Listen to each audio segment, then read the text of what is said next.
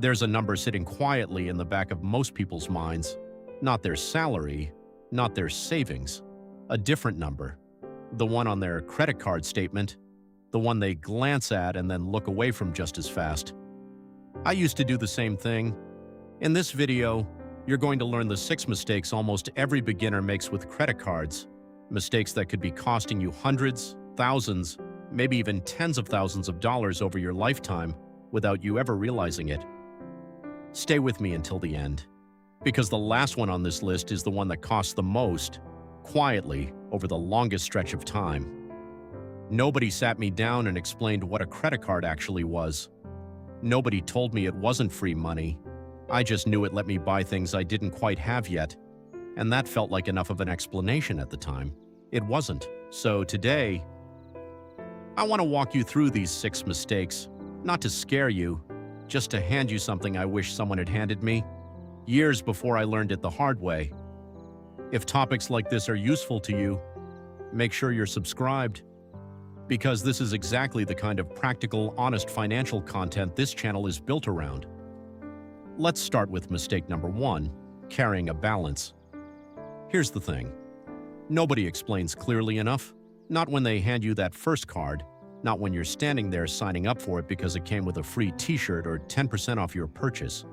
A credit card is not your money, it's borrowed money. A short-term loan dressed up in plastic, handed to you with a smile at checkout. And like every loan, it comes with an expectation attached to it quietly in the fine print nobody reads. Pay it back, all of it, by the due date. Or the real cost of borrowing kicks in, and it kicks in hard. Some people get a card, see a $1,000 limit, spend part of it, and quietly decide they'll pay the rest off later. Not because they're careless people, not because they don't care about their finances. It just feels manageable in the moment. It feels like a small delay, not a real decision with real consequences attached to it. But that small delay has a price, and the price is steeper than most people ever stop to calculate. Credit card interest isn't like a mortgage rate or a car loan rate.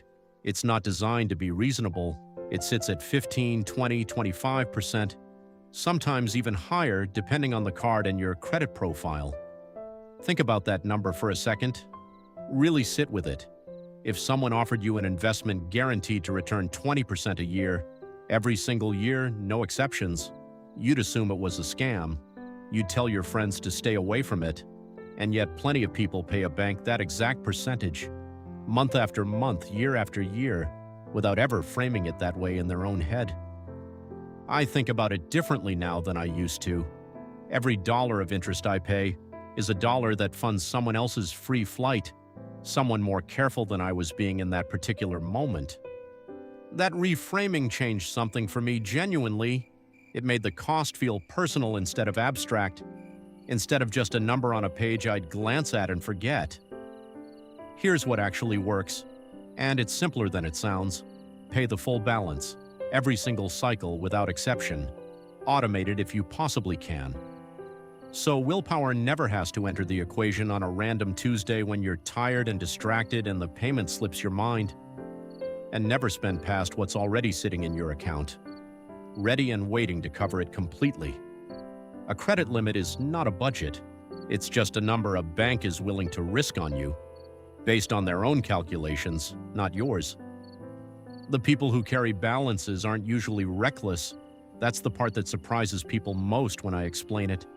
They're often just quietly optimistic. They believe next month will be easier, that they'll catch up eventually, that this one time won't really matter in the long run. And sometimes it doesn't. But sometimes that one time becomes a habit, and the habit becomes a pattern that follows someone for years, quietly draining money that could have gone anywhere else entirely. Mistake number 2, making only the minimum payment. This one is sneaky in a way the first mistake isn't, because it actually feels responsible when you're doing it. The bill arrives in your inbox or your mailbox. There's a big number sitting there, the full statement balance, and right next to it, a much smaller number, the minimum payment due. Paying that smaller number feels like keeping up. It feels like you're handling your finances like a responsible adult. The bank even makes that minimum payment option easy to click, prominent, almost inviting. You're not actually keeping up, though. That leftover balance doesn't just quietly disappear into thin air once the due date passes. It sits there, accumulating the same brutal interest we just talked about in the last mistake, working against you every single day whether you're thinking about it or not. Charge $500 on your card, pay only the $35 minimum they suggest, and the remaining $465 starts working against you immediately, silently, compounding day after day until it's finally gone, if it ever fully goes away at all. I remember doing this myself early on and telling myself a very specific story about it. The story went something like this: I'm paying my bill, I'm not ignoring it, I'm being responsible. Technically, all of that was true, but underneath that story, interest was quietly eating away at money I could have kept. Money that instead went straight into a bank's pocket for the privilege of me delaying a payment I could have made in full from the start. The fix mirrors the first mistake almost exactly, because these two mistakes really are cousins of each other. Automate the full statement balance, not the minimum payment option sitting there tempting you. And resist the story that a high credit limit somehow means you're doing well financially. It usually just means a bank is willing to bet on you, based on their own risk calculations, their own algorithms, their own interests. That's a very different thing entirely from you actually being ready or needing to spend that much money. There's a quieter cost to this mistake too, one that doesn't show up on any statement. It's the anxiety that builds underneath it, the low hum of worry that comes from watching a balance creep upward instead of downward month after month. Even while you're technically making payments on time every time without missing a single one. That anxiety is its own kind of tax, separate from the interest itself, and it's one nobody talks about nearly enough when they're explaining why minimum payments feel so deceptively safe in the moment they're being made.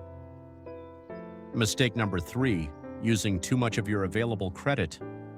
This one surprises people more than the first two, because it happens even when you fully intend to pay everything back on time, even when you never miss a single due date in your life. Say you charge a full $1,000 limit, with every genuine intention of clearing it completely before the deadline arrives. You do clear it, exactly as planned. And your credit score still takes a hit anyway, quietly, without you ever understanding why. Here's the part almost nobody explains clearly. Not your bank, not the fine print, not the welcome email that arrives when your card first ships. Credit utilization, meaning how much of your available credit you're actively using at any given moment, makes up 30% of your overall credit score. That's not a small slice of the pie. That's nearly a third of the entire calculation.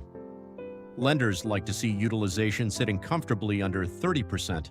Because high utilization reads as risk to them, as a warning sign, regardless of your actual intentions or your actual ability to pay.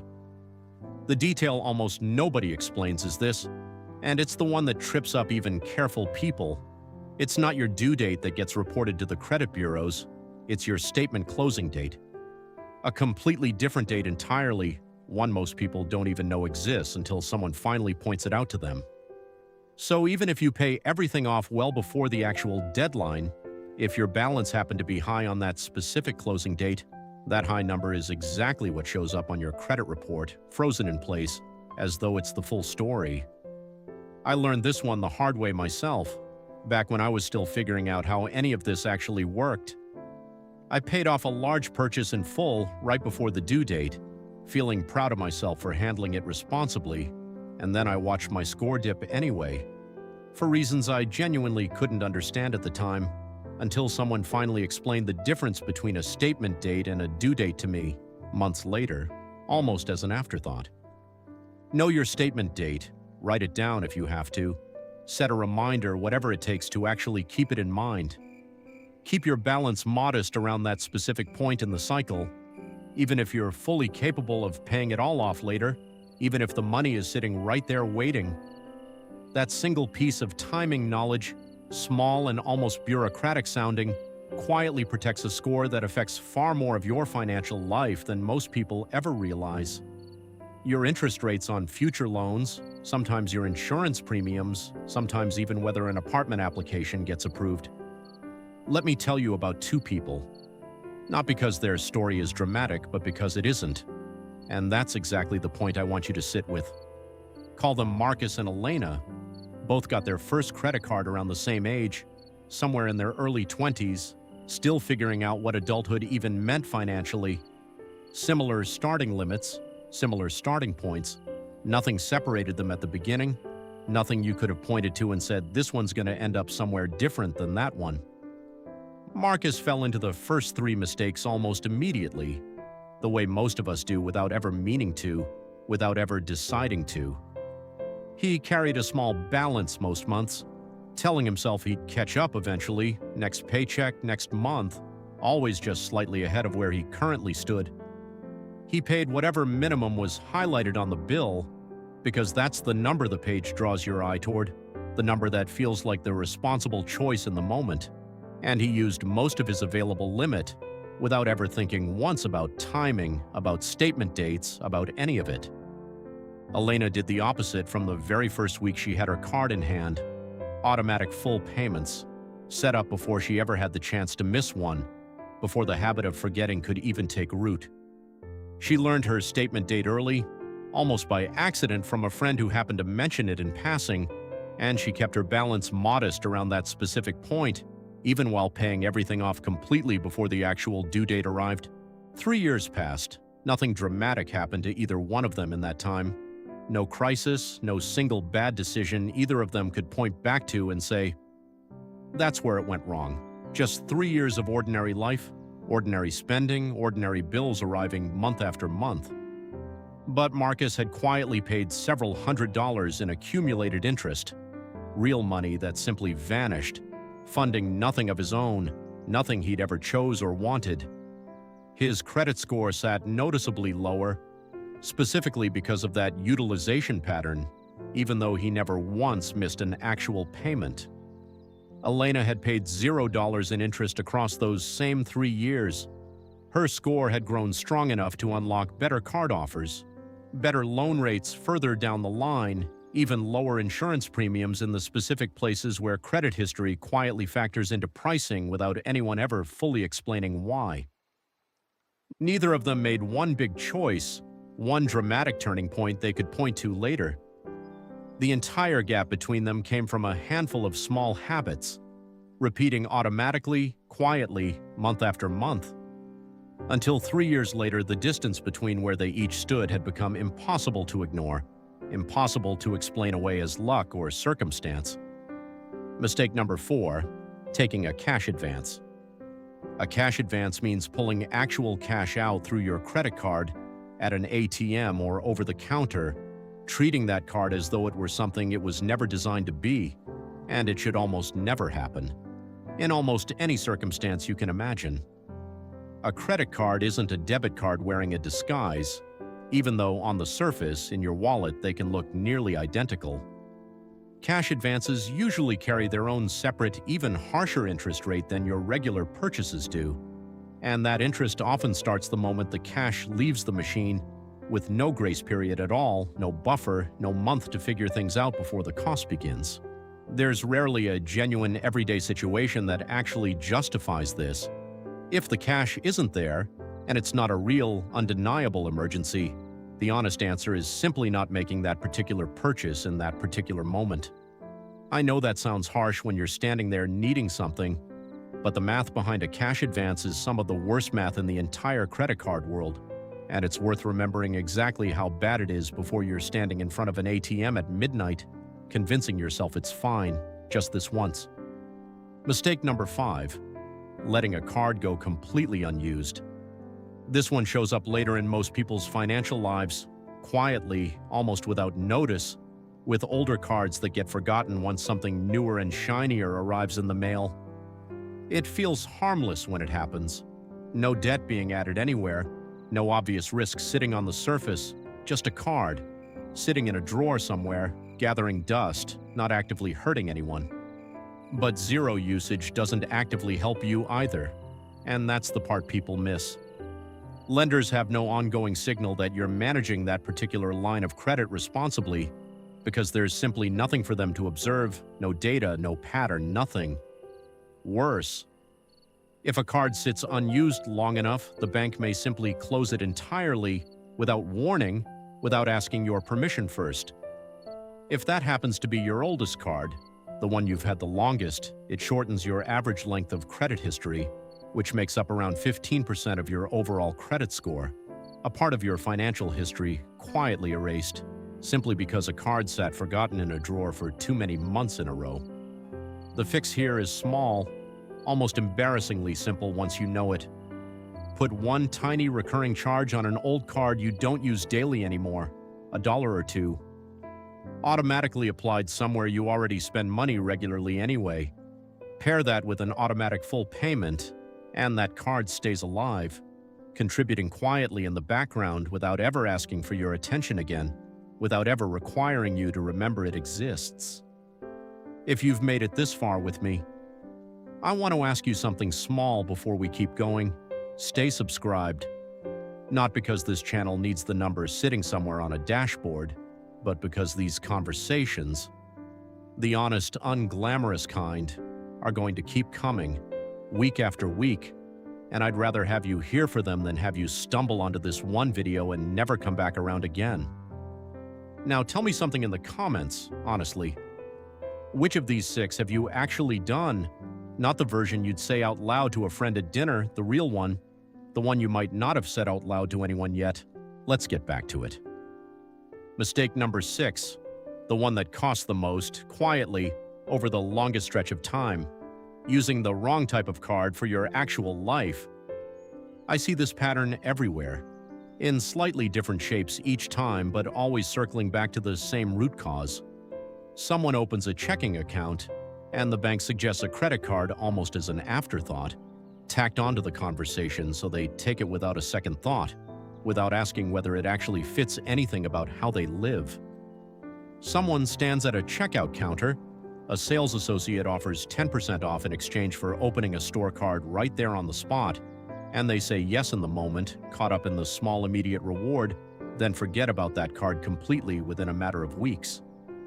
Someone notices their friends all seem to have cards, feels the quiet pull to keep pace, and gets one simply to match, without ever asking whether it fits their own spending, their own life, their own actual needs.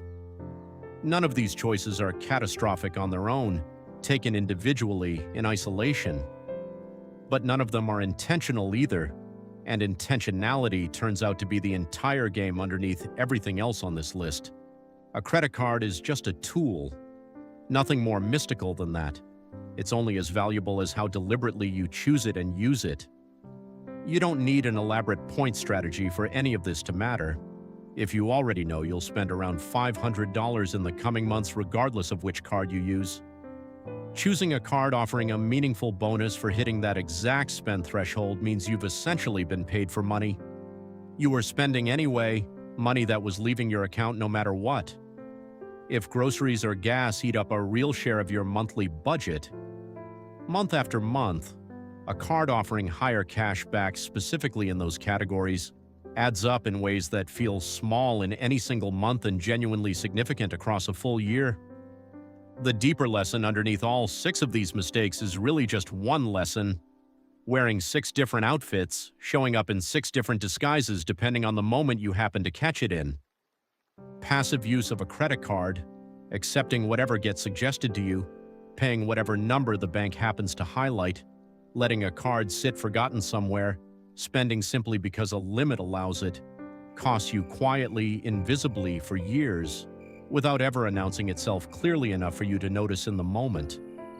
Active use, choosing deliberately, paying in full deliberately, watching your utilization deliberately, revisiting your cards as your life actually changes around you, protects you just as quietly in the exact opposite direction. This was never really about financial sophistication, not in the way people assume. Some of the most careful people I know couldn't explain a single points program if you asked them to. They simply decided, early, quietly, without fanfare, that a credit card deserved a small amount of ongoing attention rather than none at all. That decision, small as it sounds, ends up being the entire difference. Marcus and Elena started in the exact same place. Nothing separated them at the beginning. The only thing that separated them 3 years later was attention. Small, repeated, almost boring attention, paid consistently instead of occasionally. There's one more thing worth saying, something that didn't quite fit into the 6 mistakes themselves, but sits underneath all of them anyway. Nobody teaches this in school. Not really, not in any way that sticks. You learn algebra, you learn history, you learn things that matter in their own way, but almost nobody sits a 17-year-old down and walks them through what a statement closing date actually means, or why a minimum payment is a trap disguised as a convenience. So when people make these mistakes, and almost everyone does, at some point, in some form, it's not because they're bad with money, it's because nobody ever handed them the instruction manual in the first place. I think that matters to say out loud, because shame doesn't fix anything here. Shame just makes people avoid looking at their statements altogether, which makes every single one of these 6 mistakes worse, not better. The people who eventually get this right aren't the ones who never made a mistake. They're the ones who stopped avoiding the number long enough to actually understand it. So if you're sitting there right now, recognizing 2, 3, maybe all 6 of these in your own life, that's not a verdict on who you are, it's just information. And information, once you actually have it, is the only thing that ever changes anything. I think about my own first card sometimes, still, even now. How little I understood back then. How much I learned the expensive way instead of the easy way. One mistake at a time, one statement at a time, until the pattern finally became visible enough to name. I'm not telling you any of this so you'll feel behind if you recognize yourself somewhere in this list. I'm telling you because recognizing it is the entire turning point. Nobody fixes a pattern they've never actually named out loud, even just to themselves. If something in here landed for you, don't just nod along and move on with the rest of your day. Share this with 5 people who'd genuinely benefit from hearing it. People who might recognize themselves somewhere in these 6 mistakes the same way you just did. Leave a comment, an honest one, about which mistake you're walking away from today thinking about differently than you did an hour ago, and tell me what you'd want us to cover next. Because these conversations always work better when they're built together, not delivered in one direction only. Here at The Bigger Picture, we'll always explore the financial questions that actually matter, not with fear, not with sensational headlines, just honest conversations, and the bigger picture behind every story.